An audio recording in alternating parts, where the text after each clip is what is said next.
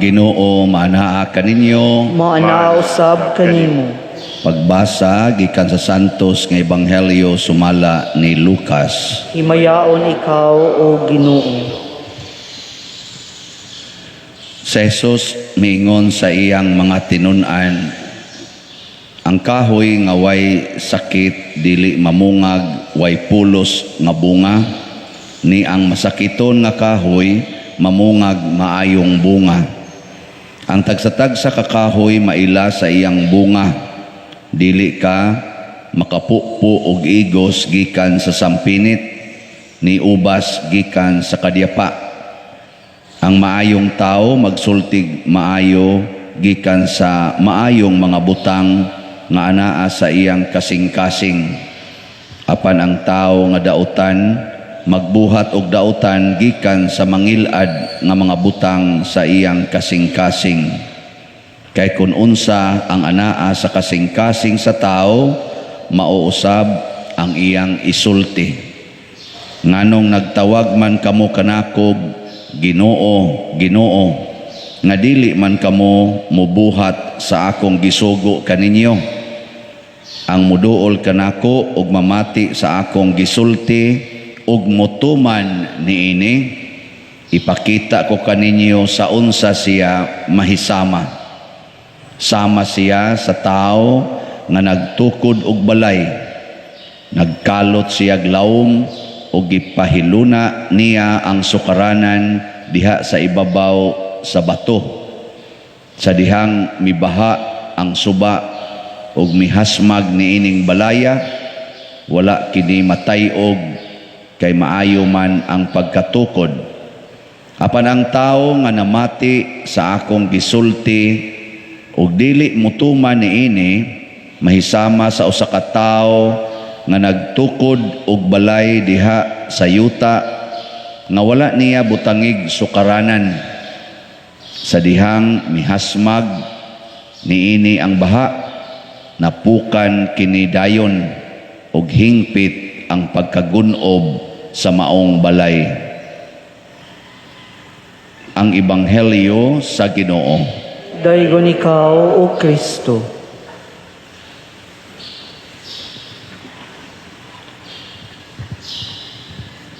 Kami ngadtos bukid, kanang kamanggahan man ang among lugar, nga mananom pod mi og mga mais uban pa. Daghan na gani kayo ang usahay guning manggap takalag tubo ba. Magkadugol-dugol na gani inang punuan sa mangga. Moingon dayon tong among amahan or kato among mga uyuan, putli ang uban kanang putla ba aron maglagyo. Kaya kung mulagyo na gani, munindot naman ang iyang dahon, mudako ang iyang samba, daghan na sa tag mapupo or daghan siyag bunga. So kani manggong magkasikit nagmaayo ang kahoy, mag-ilog na siyuta sa nutrients, mudaot.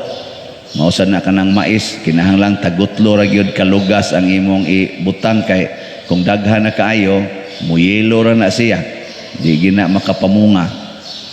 Si Kristo naghisgot og ang maayong tanom mamunga sag maayo. Nya ang maayo, ang dautan sang tanom, dautan sad og bunga. Ang tao sad kuno ug unsay naa siyang kasing-kasing, mao sad na ang mugawas. So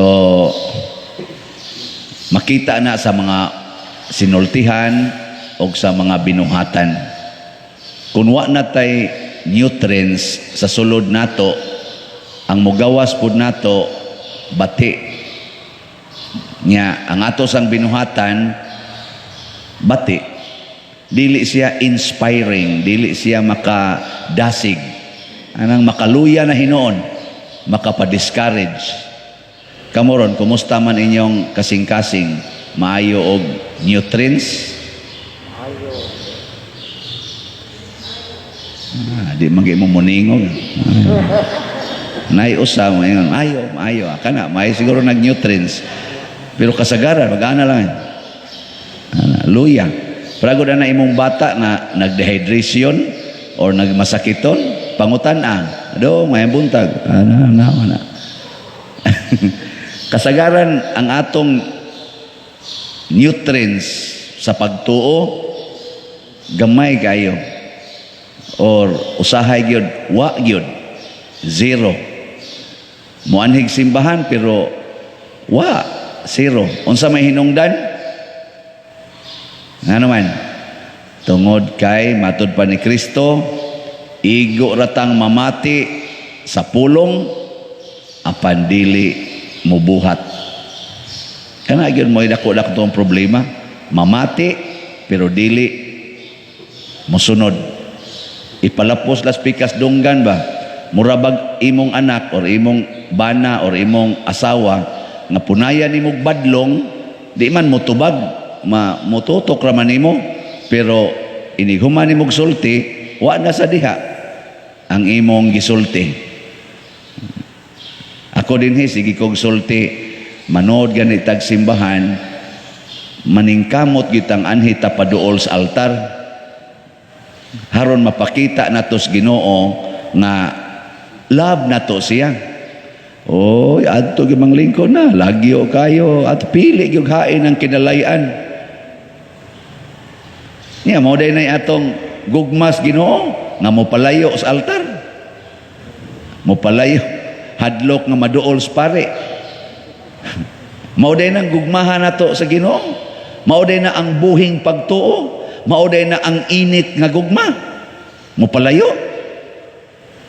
Ngano man lagi og ang artista mo'y mubarog dire, naa man lagi mga pulis nga magbantay kay magstampid na kay muduol gyud. Labaw pa di ay ng artista sa Ginoo, labaw pa di ay na ang mga politicians nga sikat kaysa Ginoo. Ana tubaga na ninyo. Kung kamo nga magsimba dinhi kada adlaw, dili makasunod ni ana, dili makapakita ni ana, unsa nakatungwa man nagsimba? Kangilad yun sa atong gipakita nga example ngadto sa atong isig katao.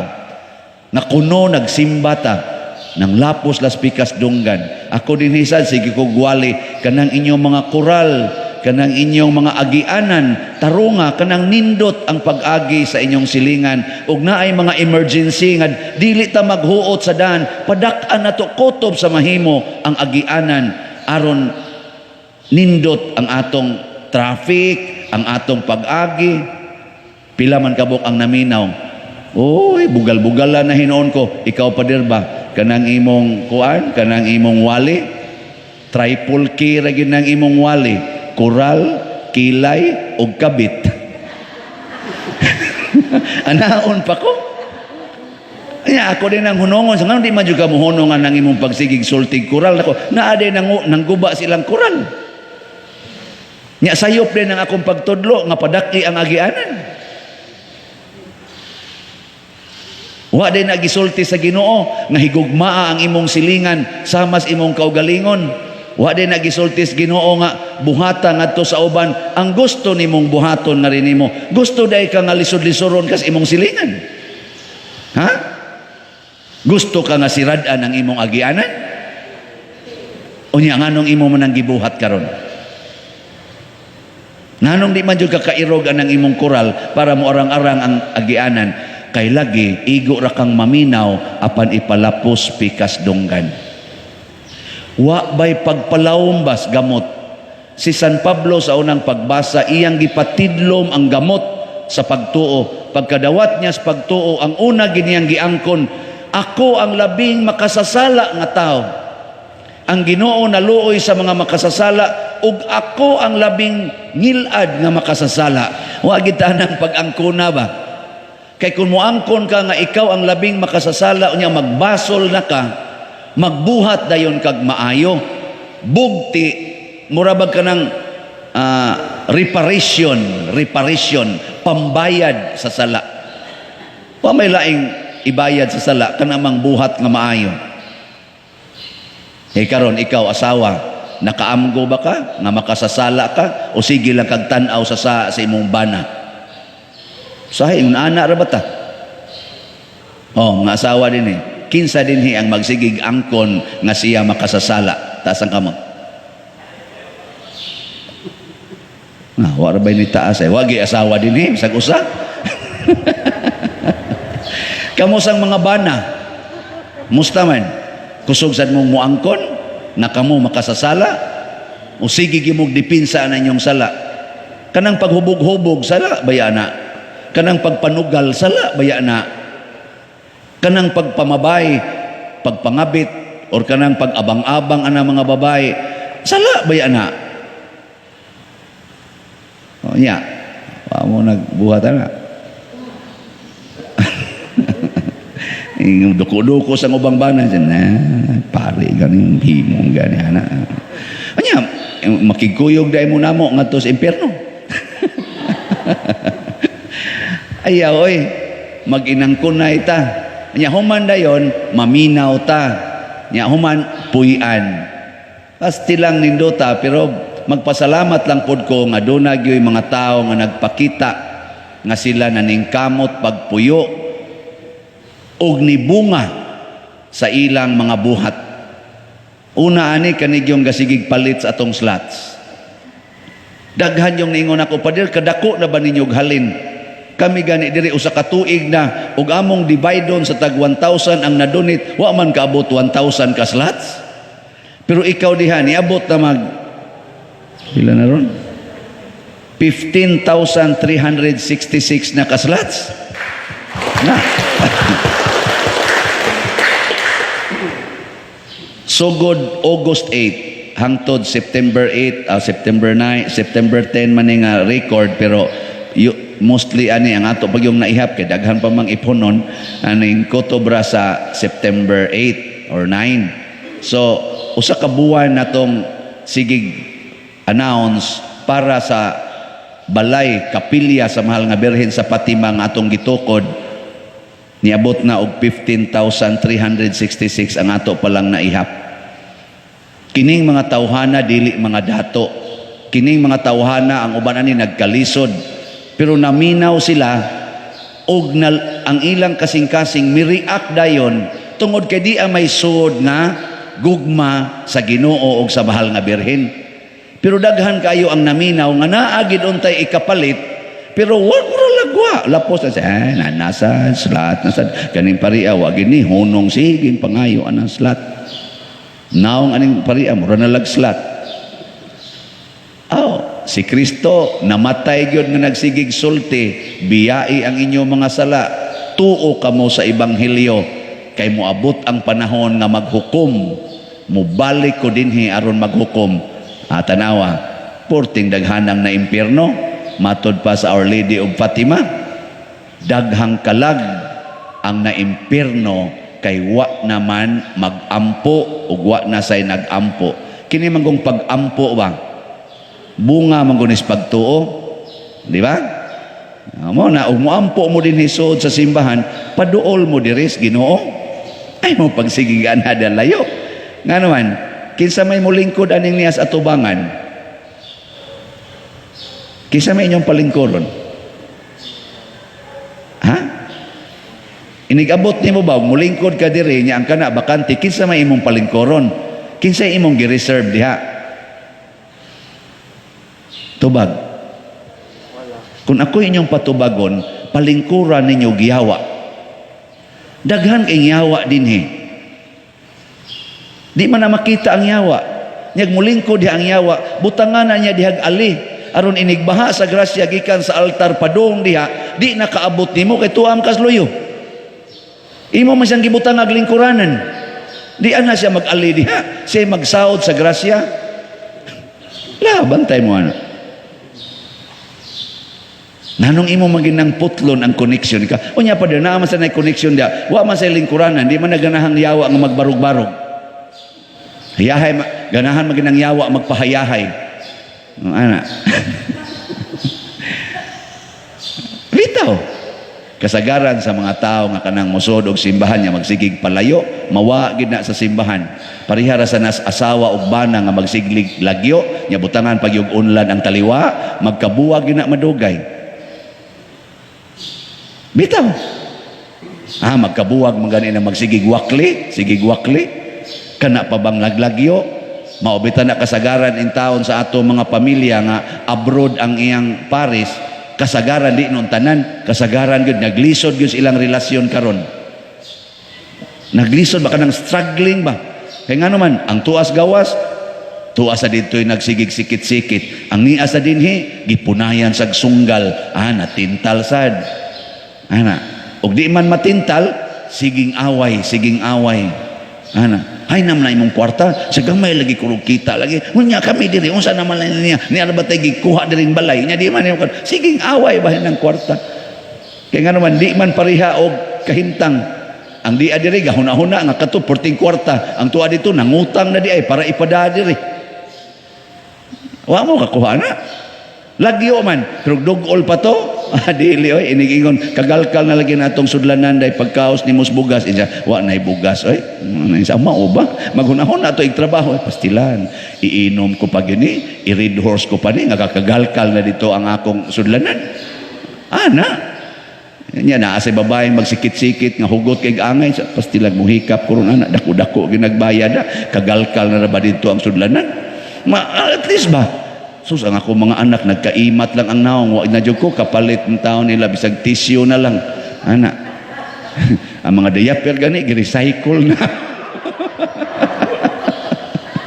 Nya mo kuan pa ka, mo red horse pa ka, magsigarilyo pa ka, makakuan ka og naa ka ba, duol ka, sikit ka, daghan ikag ma-realize, pero na imong bana, sige sikit imong bana, di ba makahibaw jud ka, nga wa na gid inay kaligo-kaligo. Kay di pa lang gani na mulihok, baho na. Nga mayingon ka dong, kaligo sa dongoy, kay sipunon, masad ko nimo.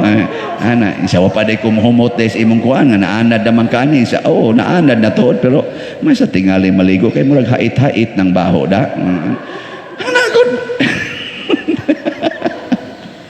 Pasabot mulaw ang atong relasyon sikit mabitaw sa kalawom sa atong relasyon ni Father Leo magdespedida ta karong gabi ambot wa ba kay manghilak ani Father Leo ba iyang misa karon despedida mas karong alas 6 lawom-lawom bayag dots Father Leo nato dinhi bisag usara siya katuig isip pare og unom ka buwan more or less isip deacon.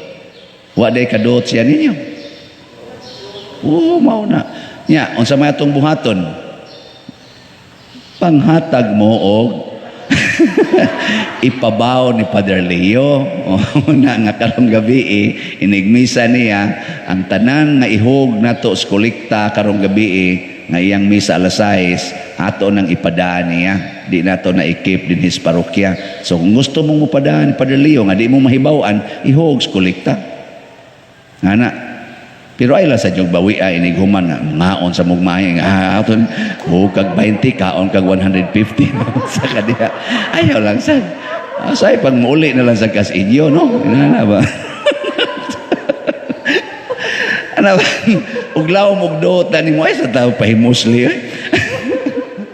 onya kuan kauning mga online parishioners, di man mo ka-appeal sa actual, pero maka-appeal mo sa live streaming.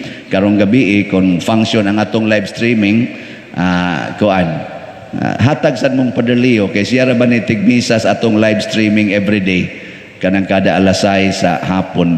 Siya man amoy perming ma-insert diha. Ang pasabot nako ba, kanabitang kamaotang muhatag og kalipay sa tao nga lawom ug dot sa atong kasing-kasing. Kung ang mahal nga birhen lawom ug dot nimo, ang imong kalipay ihatag ngadto niya mao ang pagpaambit sa mga grasya nga mibaha sa imong kinabuhi. Akong gipangutana kadtong nag-donate og 2 million. Katubang nipalit og 2,000 ka slots just few days ago. Ako siyang gitiksan. Ngano maning 40 maning dakua sa inyong gipalit. Anak ko ba? Ingon siya, by grace of God, Father, nakaadto manggod ko sa Portugal, sa Cuba da area. Ug dunay dakong nausab sa akong kasing-kasing pag-adto nako didto nga nakaingon jud ko, grabe gyud ang mahal nga birhen sa Fatima nga mihayag og mi transform sa akong kasing-kasing. Munang pagkadungog nako nga naay dakong project ang diocese nga naa himuon diha kadtog yung kapilinha nga among giadto didto, niingon dayon ko ang pinakadako nga atong matampo atong ihatag kay grabe ang nahitabo sa atong kasing-kasing. Experience sa mahal nga birhen. Lawom o gamot ang mahal nga birhen nila. Ana. Pero naasay ni donate nato ni palit og usa ka slot, pero purti sa niyang lisura, galisod na gani siya paghatag og pagkaon sa iyang pamilya. Pero iya yung gisiparit karon nga matod pa niya sa dip matapos ning ang pagsigig panawat aning slots, makapalit yung ko bisag usa. Unsa may kalainan ana og sa kadtong 2,000 slots og kaning 1 slot, parihara pulos bunga sa gugma beyond their comfort zone. Kita gud usay manghatag ta sa ato lamang convenient nato ba? Ana, beyond your comfort zone. Nasa taroy daghang SBFP powerful vinegar. Gahapon nag-deliver na sad og 6 ka containers. Nadiya ang lobby. Nako nganong 40 maning daghana brad. Insya mudaghan pag ginapader. Nako ngano man siya 21 guna ka lobby ang akong gisanggutan. 14 pa lang ang nituba kapunuan. Nya 21 na inigtuba ana tanan pader. 40 yung tuba nako magbaha na ni dinhing suka. Amo na atong ipanghatag kada Domingo. Ala pagdamo dinhing sudlanan makadawat mo og SBFP powerful vinegar. Nyata, nindot kay nga example, nganong nitubod ang suka, giputol, giabis ang kanang gitawag natog iyang buwak unta, bungol ma itong tawagon na, pero makabot, makadungog mo na, bungol. Imo na, amo ba yung bungol ang kanana na? Kana bang iyang bungol mo na sa amo. Pero makadungog man, inigabis ni mo, mutubod man. Unsa man na inigabis, nganong mutubod man siya, tagok na niya or iyang juice. Ug ato nang tan-awon mura na siya og samad ni Kristo nga giabis nya nitubod dayon ang dugo. Nya inig abis pagyug usab, siging agas, mura sa na siya luha nga nagsigig agas kay giputol ang iyang lawas. That is self-offering sa lubi.